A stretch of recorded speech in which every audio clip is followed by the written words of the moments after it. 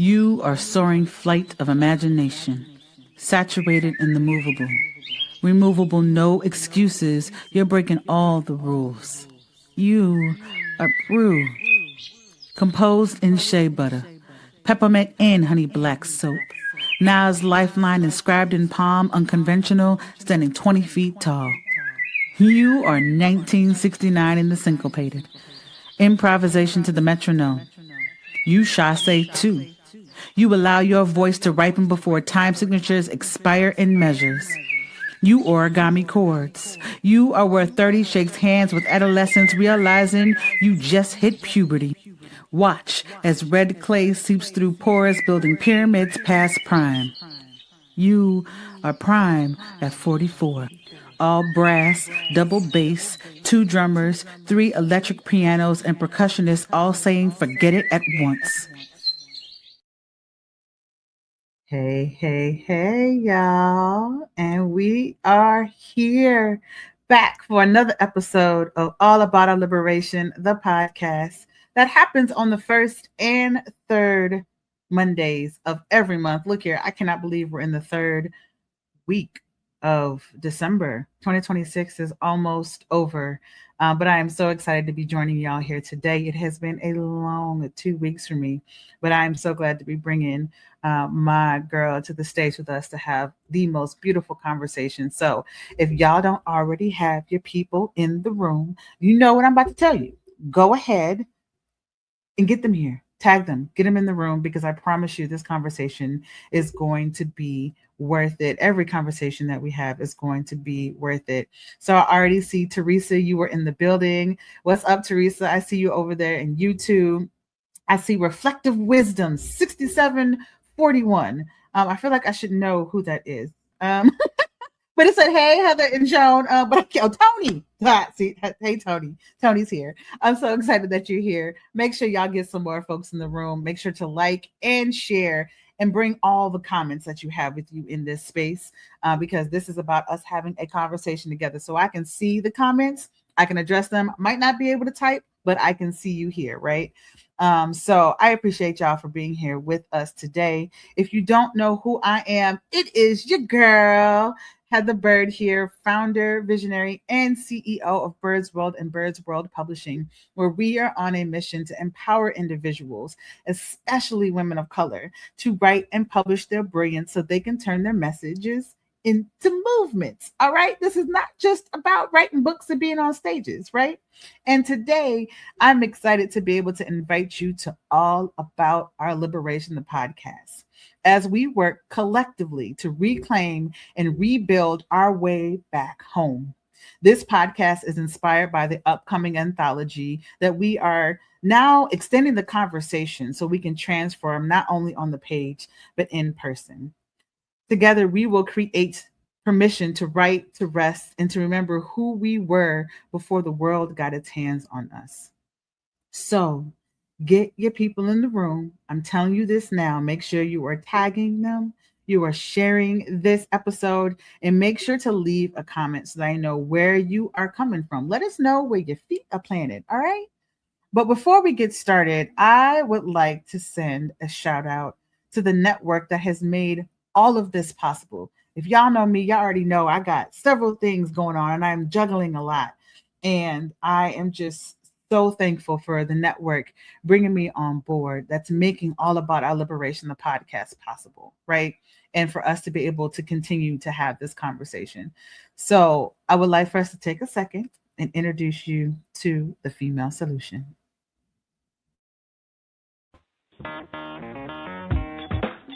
Women have the power to transform this world.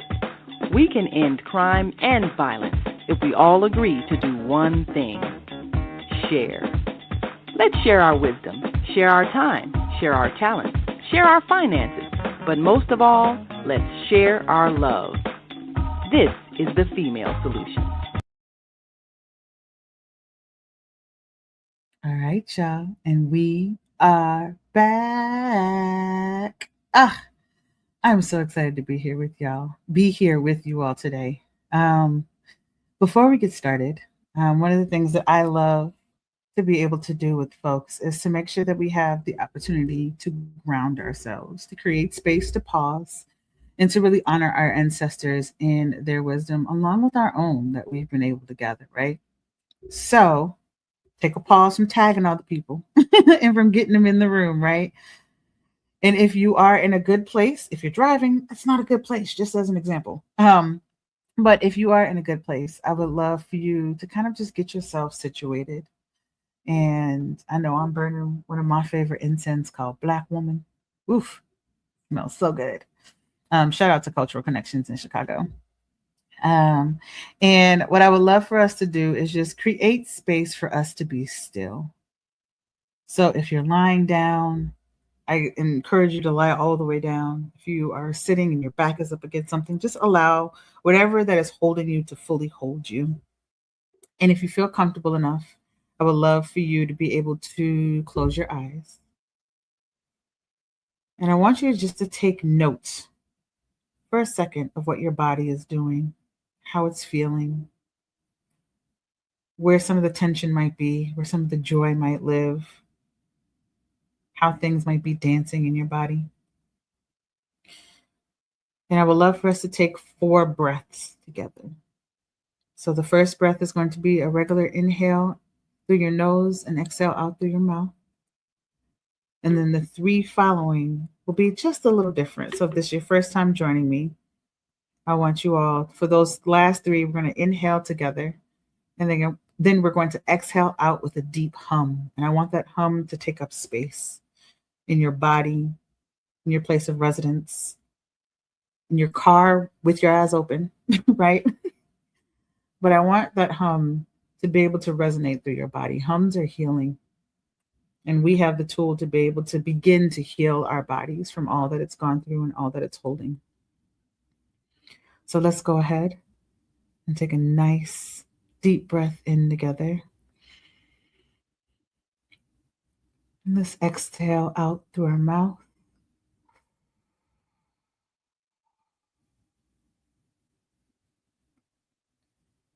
Inhale in together. And let's hum out. If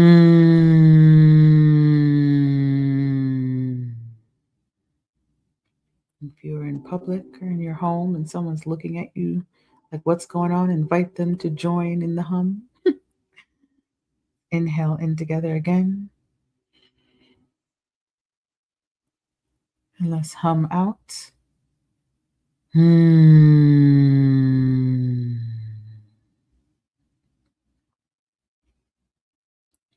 One last time. Inhale in. And a deep hum out.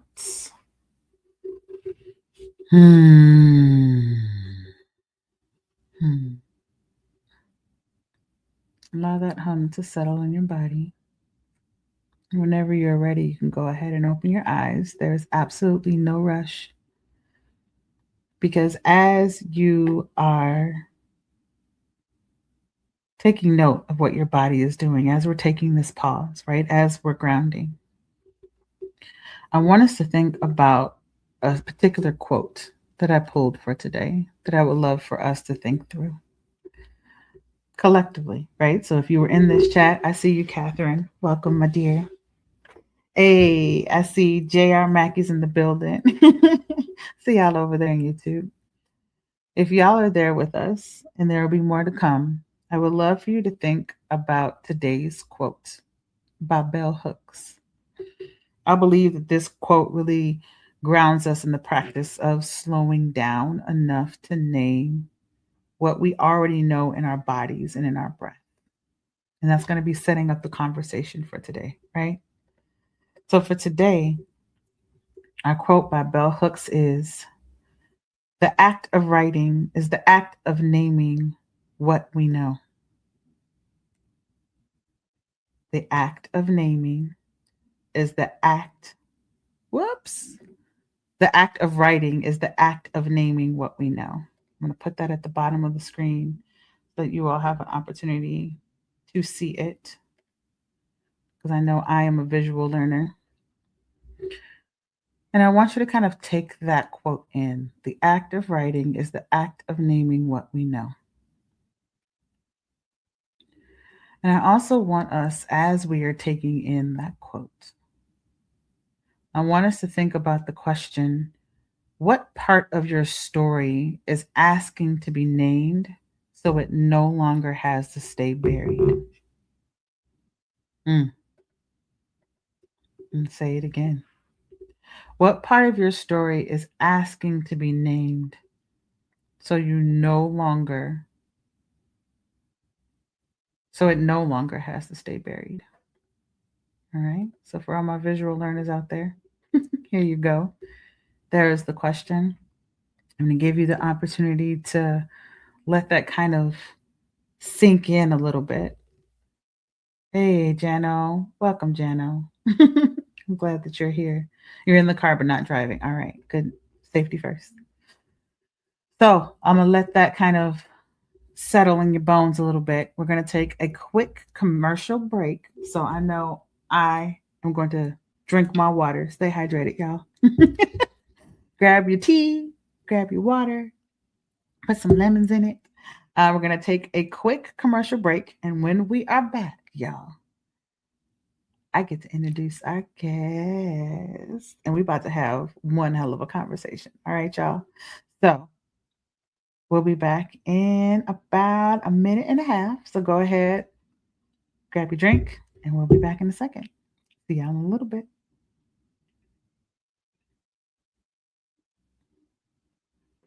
What's up, guys? It's Osada, the host of the Gathering of the Griots podcast, part of the Female Solution. Want you to join us every Tuesday morning from 7 a.m. to 8 a.m. And guess what we do? We interview authors of the Soulful Chicago Book Fair. The books, the experiences, the lifestyles, all of it with fervor. So be there right on the Soulful Chicago Book Fair YouTube page or on the Female Solution Facebook page.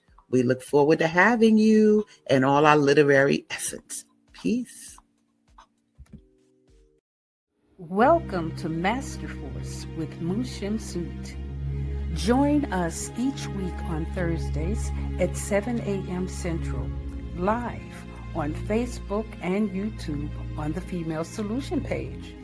As we dive into powerful topics designed to assist you in mastering your life force, our conversations feature a diverse lineup of experts, all dedicated to your growth. Tune in weekly to discover new ways to elevate your spirit and raise your vibration. And remember, we are ascending.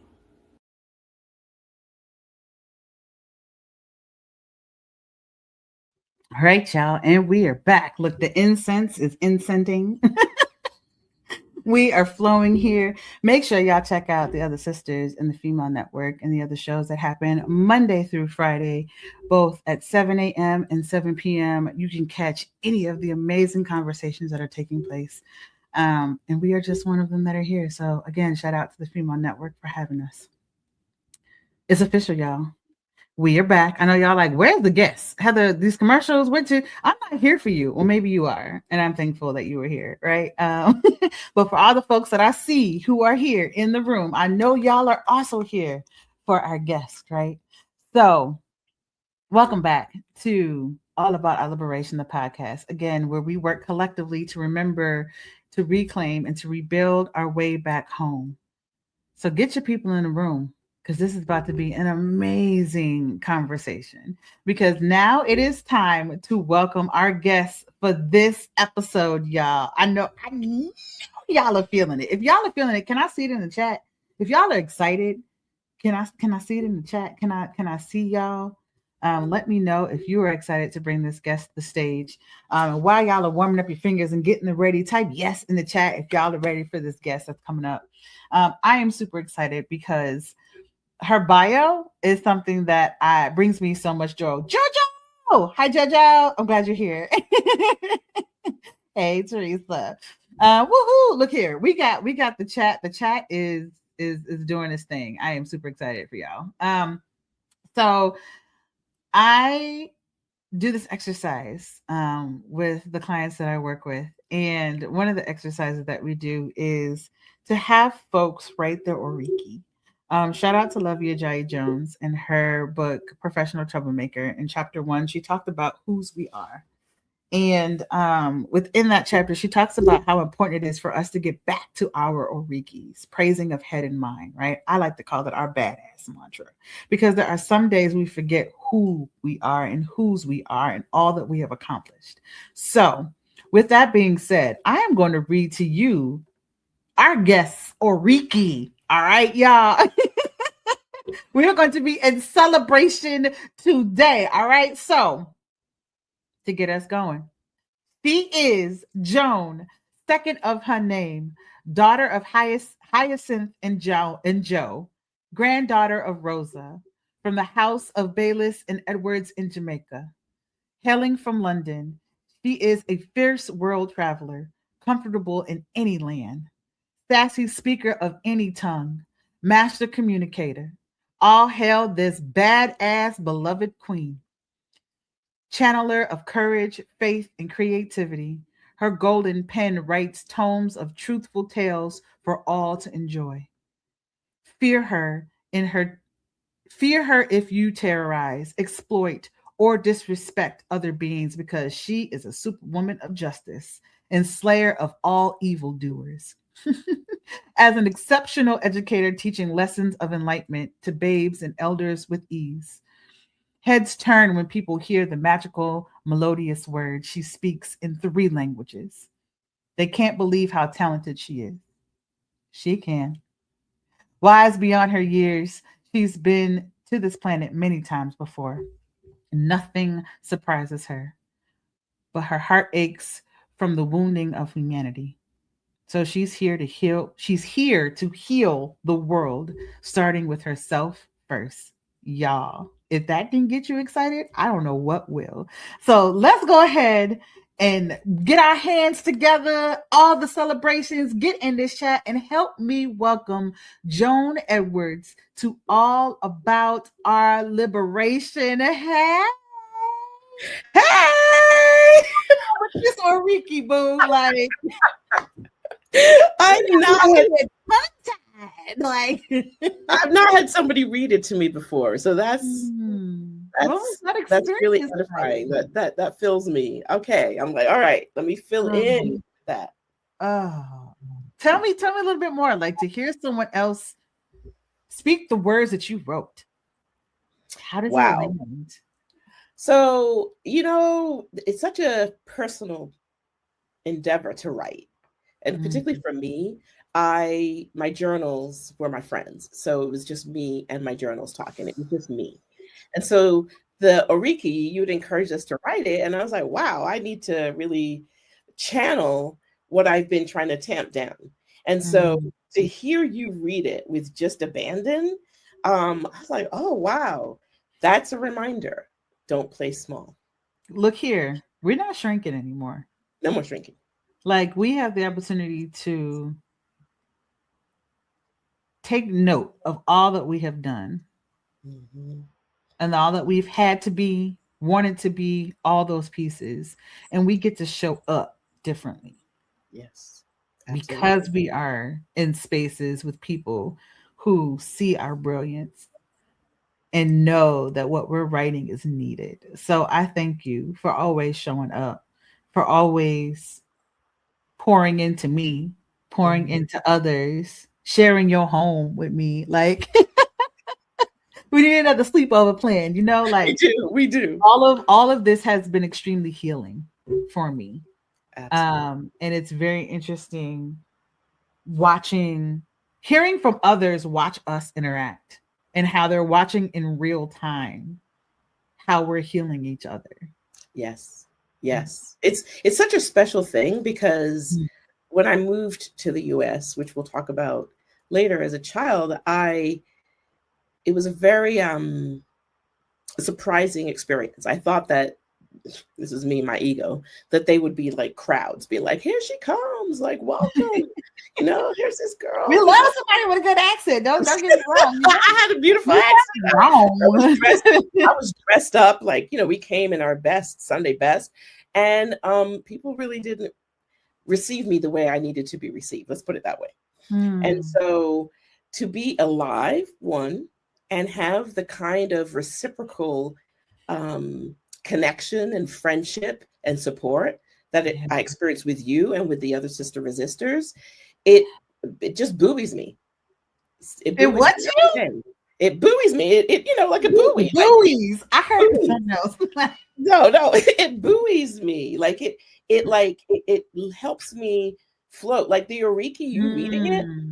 I wrote that, but then hearing somebody read it, it's like I get showered with my own words. And those are truthful words. So it's not, oh no, that's not me. It's like, oh right, that's right. I remember, that's me. They deserve to be read out loud. Yes. They do. Yes. Which takes us back, right, to the quote. The act of writing is an act of naming what we know, right? Yeah. And obviously it doesn't stop with just the writing, because there's so much that can be said of once it's written, who's now reading it, whose voice is being assigned in that moment to read it out loud. How are folks being moved by what they're reading? Like there's so many different pieces that are a part of it. And so don't think I forgot about y'all who out there watching. Again, we're still tagging and bringing people in the room for this conversation, right? Yeah. So before we left for that commercial break, I left y'all with a question, right? And the question was, what part of your story is asking to be named so it no longer has to stay buried? So if you all are open, would love for you all to join us in this conversation and put what comes to mind in the chat. Right now, I want to open this up to you, Joan, and have folks begin to just get to know you a little bit more, and you being able to answer this question and let me know what comes up for you when thinking about this. Yeah, I've been thinking about, first of all, knowing, right? The word just being knowing. And when I used to do presentations, used to think about, there's what you know, there's what you don't know, and there's what you don't know. And so that has been so amazing for me in being community as a writer and actually having authentic conversations with myself is, what is it that I need to know that I didn't know? What is it that I didn't know that I didn't know, that now that I know it gives me an opportunity to go and find what was buried. So there's a show I watched, somebody turned me on to it, somebody in our group, called Small Island. And it's a story of Jamaicans who went to the UK in the late 1950s in the Windrush generation. And there's a scene where one of the protagonists, she's looking to free herself. So she buries money under a tree. And I think about that scene because I buried my brilliance. I didn't quite know that's what I was doing. My 15-year-old knew, but I didn't know. She knew. I knew I was brilliant, right? But it was not okay to be brilliant and Black and a girl. That was kind of, I was like, why are people not like as amazed about what I'm saying as I am? I had stories galore. And so over time, those systems, those experiences just helped me or forced me, invited me, whatever, to bury it one layer at a time for survival. Yeah. So as I think about this woman burying for survival, she buried it so she could find it later. And when she dug it up, it allowed her to free herself. So now that my brilliance has been exposed and I keep finding little gems, like when you dig in like a what they call it, a vein in a mine, where you start to find all of the minerals and all of the like, I'm finding my brilliance. And sometimes I need to sit more quietly, be more patient, breathe a little bit deeper, shine off what might seem not really valuable, and find even more brilliance. So for me, that's what I'm discovering, and I invite my friends to really just help me remember that, because sometimes I forget. Yeah. And that Oriki is a way to remind you of who you are, right? And why it's so important for you to revisit the pieces of yourself and remember who you were before the world got its hands on you. Exactly. Which I think is a really great segue into our next piece, right? So we have been working on this anthology all about our liberation, and this anthology came about because of the transformation that we noticed that's taking place both on the page and in person. And the way in which we are showing up in the world is just different. And we wanted to be able to track that difference. We wanted to be able to think about, well, if we're going through this, someone else is going through it too. And it wasn't until we started to have the conversations with each other that we were able to open up the door for this whole new path to liberation that we didn't even know was possible as women of color. Right. And so one of the pieces that exists within All About Our Liberation, a manifesto for women of color, are these letters to a sister resistor. And so, Joan, I would love for you to be able to move us into a conversation by reading one of your letters that is dedicated and written to a sister resistor in conversation with a sister resistor, right? In our section, All About Our Liberation. I mean, all about remembering. It's all about our liberation, but it's in the section all about remembering. Yeah. So I would love for you to be able to share that letter with the folks that are here with us today. And for folks who are listening, if there is anything that you resonate with, right? I see Teresa's here. Thank you for sharing. Some of us were taught to shrink to survive, right? Today, I'm choosing to stop burying my brilliance and start letting it lead. Like, yes. You are freeing people with your words and with you. Yeah, that's Teresa. We're freeing ourselves, and we're freeing ourselves, right? We're liberating ourselves, right? Because I feel like freedom is one level, liberation is another, right? I would love for you to read that. I'm gonna put you.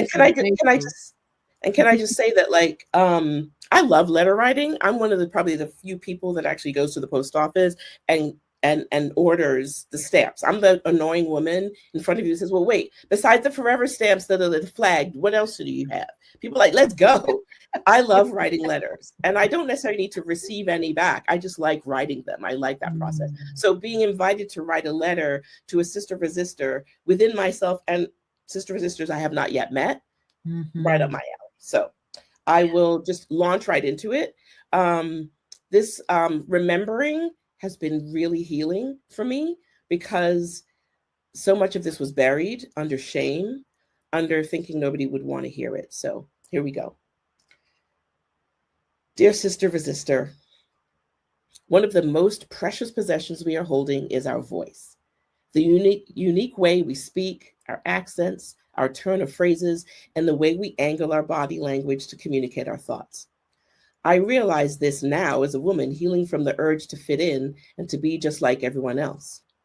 The young, brave, scared, and curious 15-year-old me who had just moved from East London to a Connecticut suburb knew this.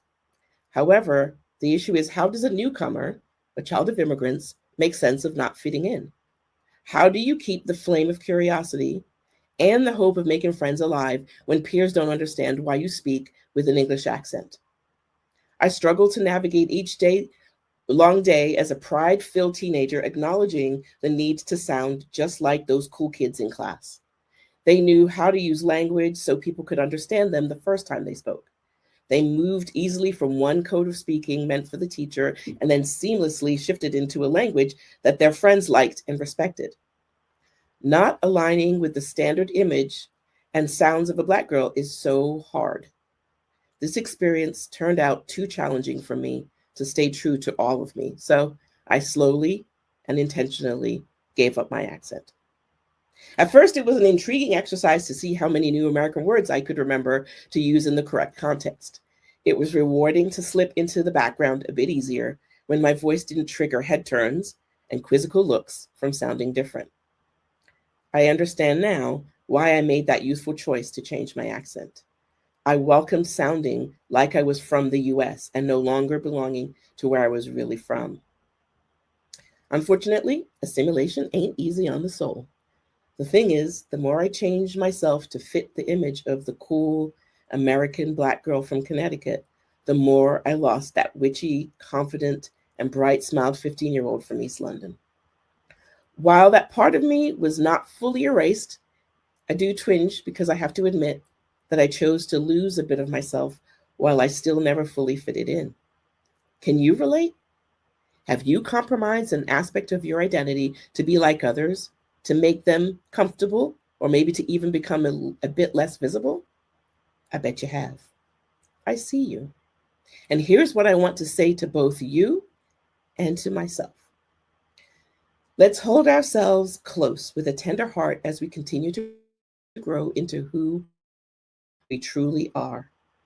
Let's give ourselves unapologetic permission to speak the way we need to so we can honor the girl and the woman we deserve to be. And let's give ourselves grace when it's just not possible to do so. I'm still unfolding into the woman nestled at my core. I continue to heal the young girl in me who grieves the pieces of herself she erased. And I'm giving myself the space to forgive myself for assuming that fitting into someone else's narrative or mold was the answer to feeling whole. This compassionate peeling back of layers is an integral part of my liberation process. I invite you to join me in this coming home. On this journey, we will find our way to create the life where we belong to ourselves. Joan.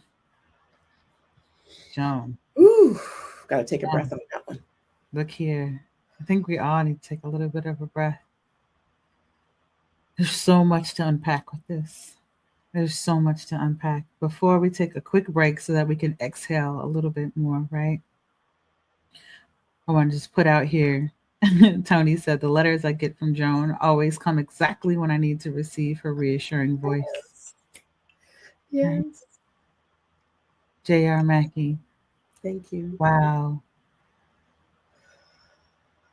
Shower with my own words. Joan. Ashe. So let's go ahead and gather ourselves. We're going to come back and have an amazing conversation. So get your questions ready. If y'all drop a question in the chat, I might ping you. Or we might answer it in the behind the scenes that you'll have to check out in Substack. I ain't made up my mind yet, but like, let's go ahead and take a quick commercial break and we'll be right back to unpack y'all. So, thank you, Joan. Thank you. We'll be right back, y'all. Everything we're made of contains light. From the sun that feeds our world to the energy that flows within us. With LifeWave X39, we've found a way to put that light to work. With X39, we achieved something remarkable in the field of wellness and science that others could not. By utilizing LifeWave's unique patented technology, X39 uses light to elevate GHK-Cu, a copper peptide known to support overall health and wellness. Unlike traditional light therapy, X39 uses the body's own infrared light to naturally increase vitality. By gently stimulating the skin with light, our non-invasive, non-transdermal X39 patches help you conquer your active lifestyle and pave a new way to vibrant health. Oof. Yes, all the deep exhales. All of the hums, if necessary. Let's take a second. What's going through your mind right now after reading that and sharing that with others? Is this your first time reading it out loud to other people? It is. It is.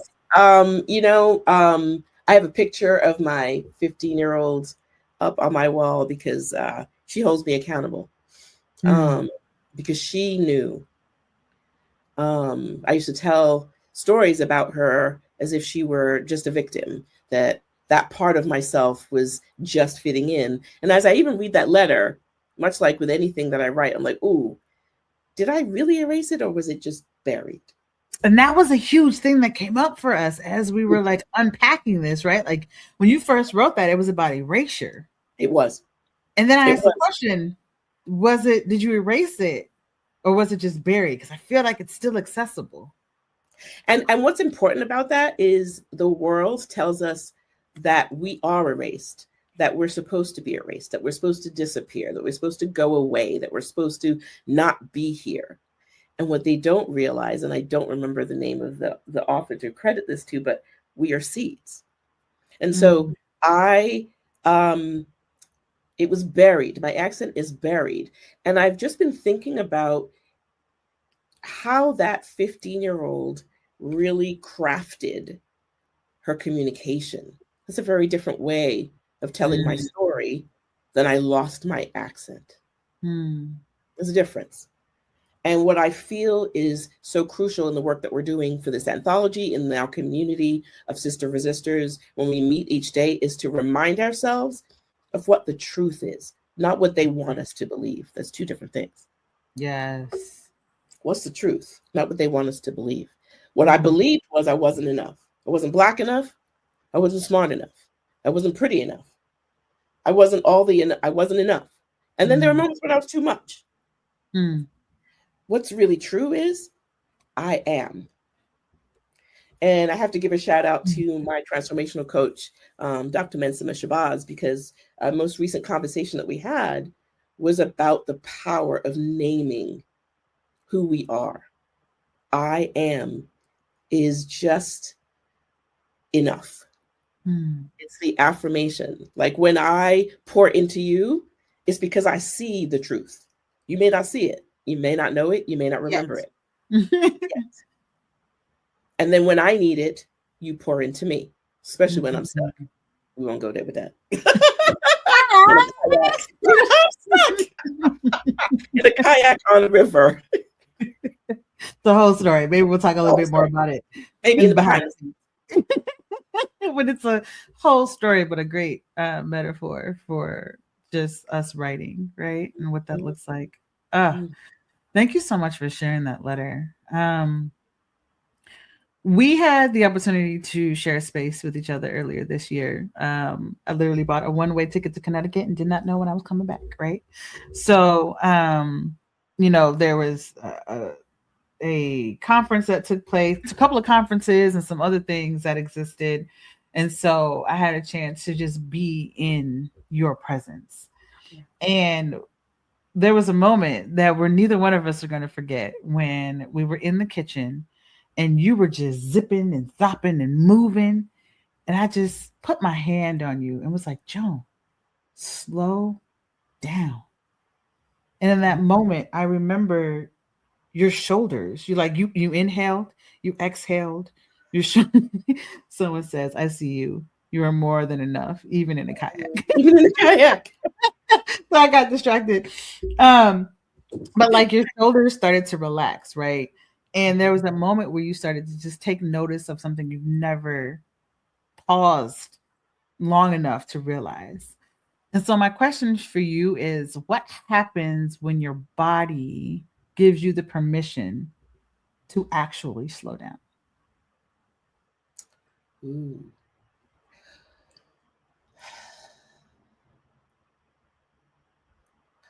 What happens? So it depends on where I am, in that moment, I remember that moment because I felt found out. Like I was like, oh, like you paused me. She can see me. She can see me. I can see myself. So I saw myself and I realized that I wasn't breathing. I gave a noble reason. Well, I'm, getting the house ready. Like there's a lot to do. But that was not the real reason. The real reason is tied into part of my healing, which is when I slow down, I have to answer to me. And for so many years, I've been running away from myself. I've been looking outside of myself. Whoa. Okay, I'll slow down. I'll slow down. I'll take a breath. You said for so many reasons, I've been running away from myself? Yes.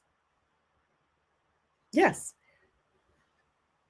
Saying, running away from myself, which is looking outside of myself, running to try to find worthiness. Is it over here in this group? Is it with this particular degree? Is it in this job? Is it with this presentation? Is it with this person? And the pernicious aspect of that is that I'm not being who I was sent here to be. So in that moment, you woke me up. Like, I still feel that moment. I can revisit that moment. I know exactly where I was. And you said, why are you out of breath? I think you said. Yeah. Yeah. Why are you out of breath? In your own home. In my own home.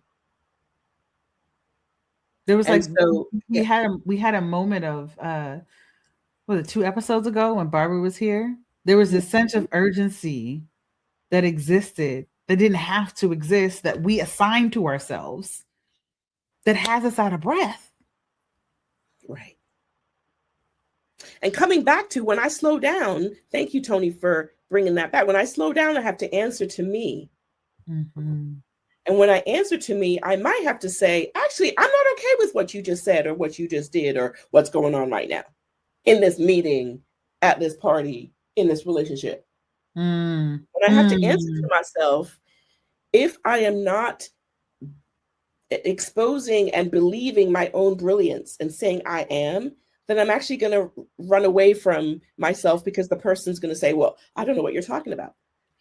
Or, why are you so emotional? I was just kidding. Or whatever the mechanism is for having me step outside of myself. And what I would say is, when I slow down, I'm invited to elongate my breath.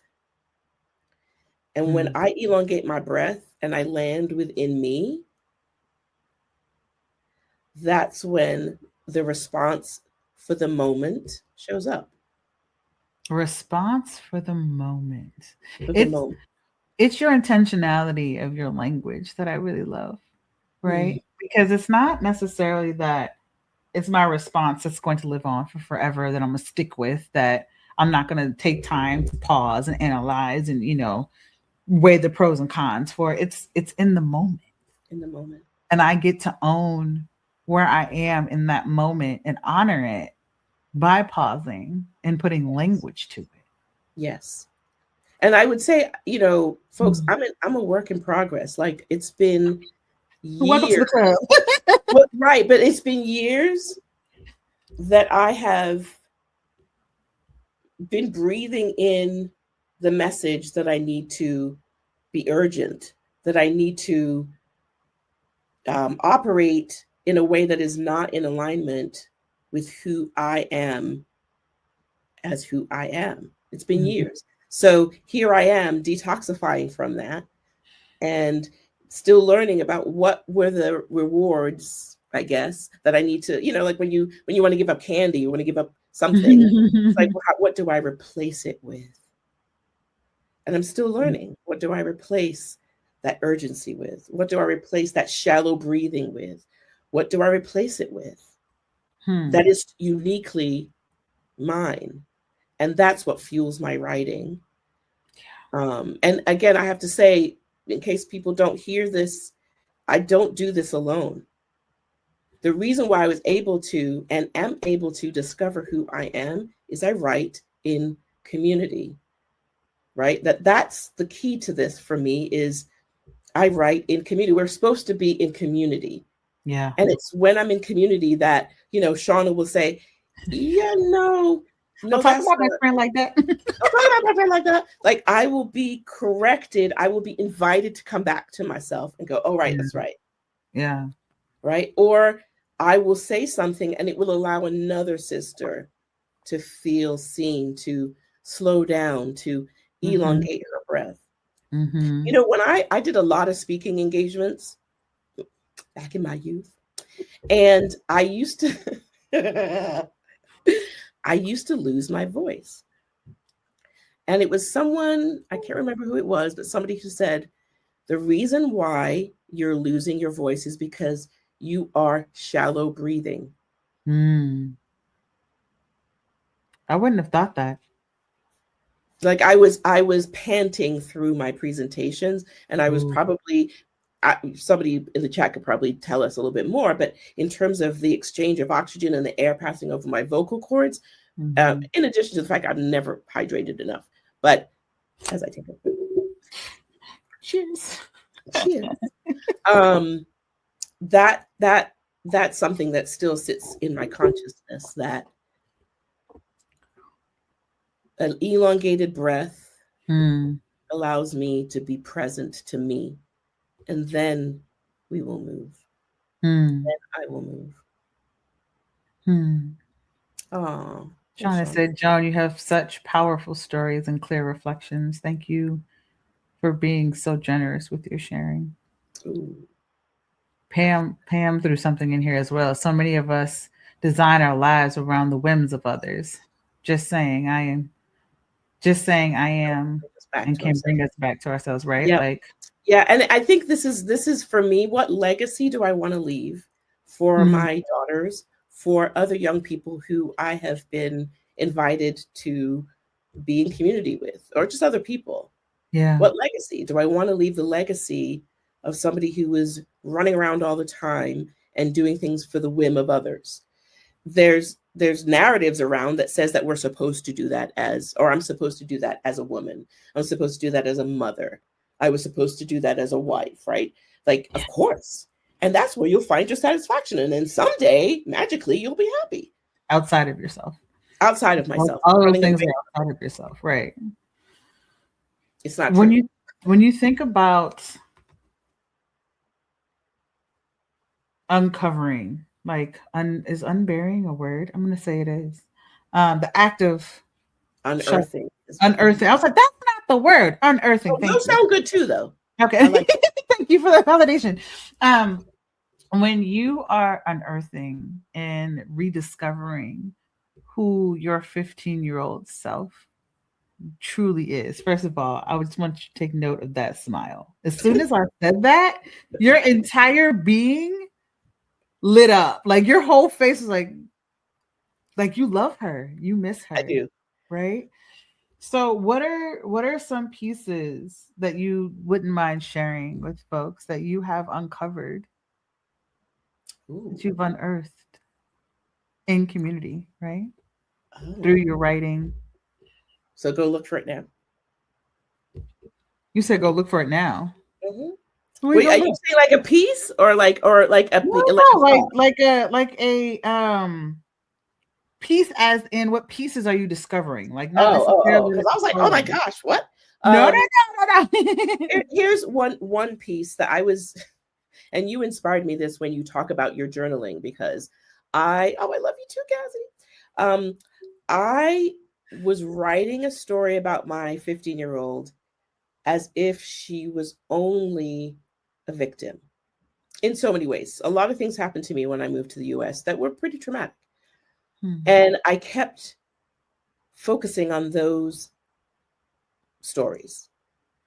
And I remember going to the journal, and there was something as a prompt you asked or something you said, whatever, suffice it to say, I got to my journal and I'm starting to write. And I look up the picture and she goes, "You're lying. You're lying about me."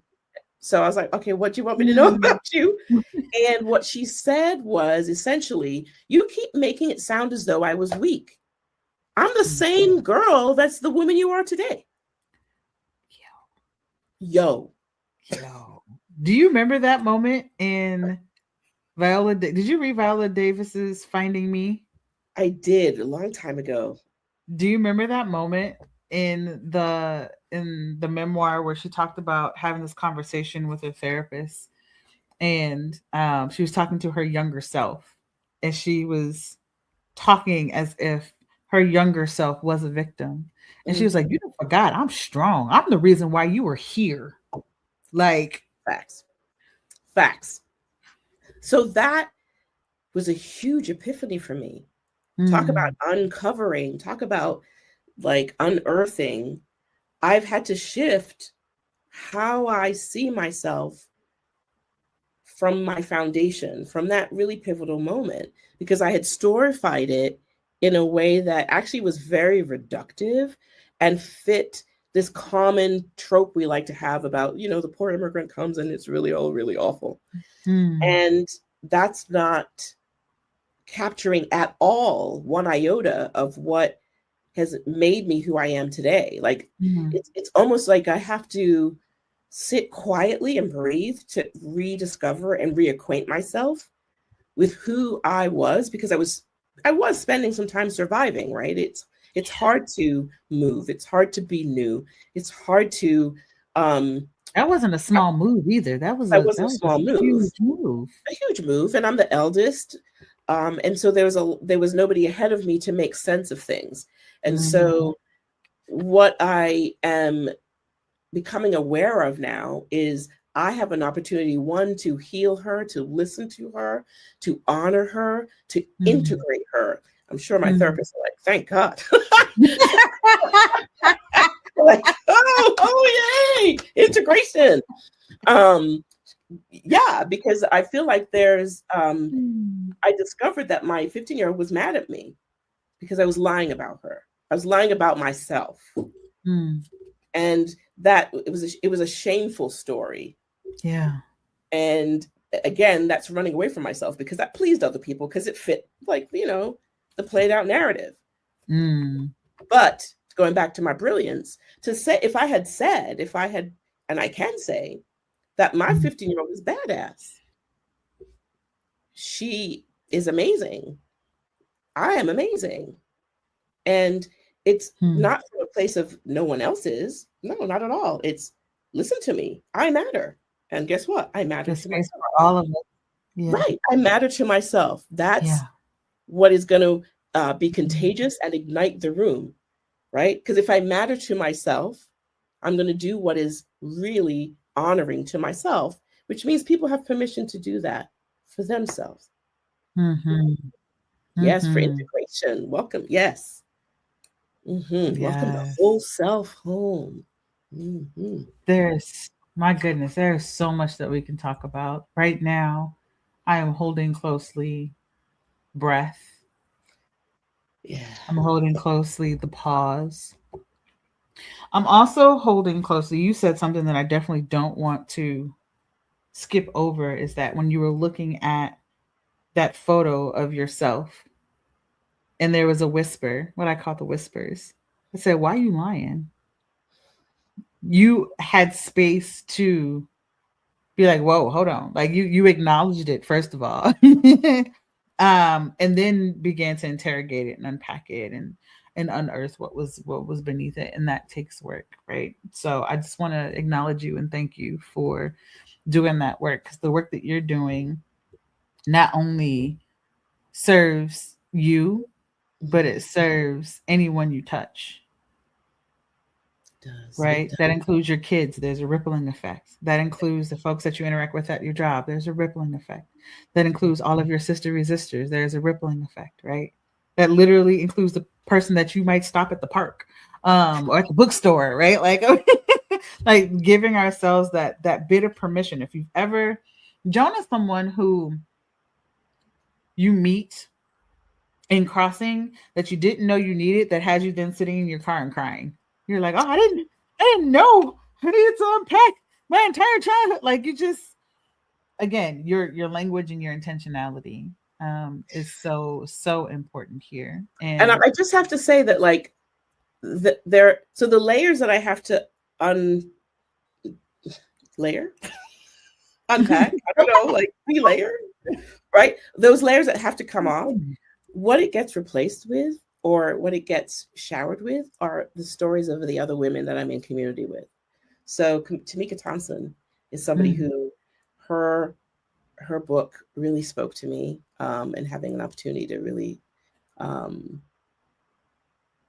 interrogate who I am supposed to be. There was a line in her book that really made me sit up straight. It was like, let's go. My assignment. What's my assignment that's uniquely mine? And she's not the only woman that said that to me, right? There's lots of other women. And so those are the layers that are, or maybe it's the wind or something that is pushing me forward, or I don't yet have the metaphor yet, but I feel so exhaly with the support of the other women around me, because I'm not on my own. I'm not doing this in isolation. Yes, Yeah. I have my own unique lane, Yes. and I get to live that, explore that, interrogate that, uplift that. Mhm. And I'm not doing it alone. I'm It's just so feeling so transformational. grateful that I'm alive to be experiencing this. Yeah, it really is transformational. It is. Last question. Yes. Why is this conversation about liberation necessary? The What world, comes to mind now? It doesn't have to be the stamp that we the send world, out. It's like, the world needs this right now. Needs me to be liberated. Needs me to do my assignment, which is I came here to heal the planet, one person at a time, starting with myself first. I have it written over here, and I'm reminded that that's how I move. Yeah. It's how I be. So when I liberate myself to that beingness, then others around me are liberated. It is, we can do anything we want. We can manifest anything we want. Yeah. The world just becomes more shiny and brilliant when I sit in that space, and then sit in that space in community. So that's why it's important. We got to do this now. Let's go. Come on. 2026 is asking us to do that. Yeah. Oh, my goodness. Joan, you are just a big ball of joy, literally joy personified. And I thank you so much for being here. Yeah, we've been talking about all about our liberation, our manifesto for women of color this entire episode. So if you want to learn more about the anthology that's coming out in 2026, make sure you hop on allaboutliberation.com/wait-list-home so that you can learn more about the anthology. Like, go ahead and hop on in there. And y'all already know this conversation is going to continue. So if you're joining us for the first time, one of the things that we do is we have a behind the scenes conversation that y'all have a chance to tap into, right? But you can only find it on my Substack. So if you have not subscribed to Substack, and make sure you do so to get access to all of the amazing conversations, because we did not even get through half of the questions that I had for today, right? So there's 30 minutes of a behind the scenes that'll be released later this week. So go ahead and check that out. Like also, the after party. And you said the after party? Yes, the after party. Come on. There's an after party. Let's go. Hey, with Joan, there's always an after party. And if you really enjoyed this conversation and want to just learn more about Joan and what she's doing, you heard someone earlier that said, I absolutely love being on Joan's mailing list. The words that come through are what is needed in the moment, right? And so let's go ahead, and if you haven't already signed up, and you are a Black woman who wants to be a part of getting that message on a monthly basis, go ahead and sign up for Joan's newsletter. I dropped that in what is it called? YouTube. I'll also drop it in Facebook afterwards, so that is there.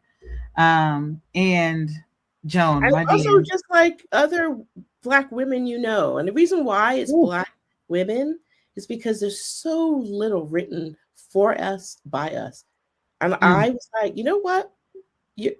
I matter, you matter. Black women, let's go. This is for you. I want to hear what you have to say. Yes. I want you to breathe with me. Yes. Oof. Speaking of breathing with you, journal prompt. Yes. So we're not just here again to have this conversation and we're going to dip out and leave. Again, there's a 30-minute conversation that's about to happen after this. And there's an opportunity for you to always open up that notebook, grab that pen, and start writing, y'all. So, Joan, what is our journal prompt for today? Okay. Wait, did I write? Hold on. I didn't finish writing my journal. It's right here, though. Hold on. If you gave yourself permission to take a pause, a breath, What do you imagine you would remember? Hmm. I'll say that again for the people in the back. If you gave yourself permission to take a pause, a breath, what do you imagine you would remember? Hmm. Hmm. Y'all take some time, unpack that, crack open that notebook. Maybe that's some little night journaling that you'll do today. But I definitely want to encourage you to explore that a little bit more. Joan, thank you so much for joining us today. It has been an absolute pleasure. There will be more information in the show notes, y'all. So make sure y'all check that out. And if this conversation, huh?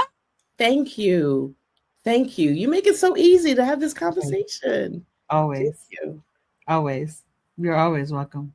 Like, y'all just have no idea what this woman has done for me and for others. So go ahead and get into her atmosphere. It's no joke. It is no joke. Make sure y'all don't forget to like, to share, to comment, and subscribe to Byrd's World so that you have the opportunity to catch more of this conversation. Also subscribe to the Female Network. We are on 7 days a week, Monday through Sunday, 7 a.m. or 7 p.m. So make sure y'all catch an episode that's here. We will be back at the top of the year, y'all. 2026, the first Monday in January. So I really, really appreciate y'all for joining us. If you thought this was something good, you want to make sure that you are joining us for All About Our Liberation Journey. So make sure you join our wait list for that. And also, last but not least, look here, y'all. I do a open house every other Tuesday, right? So if you're looking for a writing community, this is open to all. Let's find a way to turn your message into a movement and join us for our next open house, which is happening tomorrow at 6 p.m. Central Time. You can join us at byrdsworldpublishing.com/open house and just RSVP for that. Be in the room. I thank y'all so much for being present, for leaning in, for being in this chat. Each and every one of y'all. We could not do this without you. So with that, I want to send all of my love to you. Until next time, sending you love and liberation. Bye, y'all.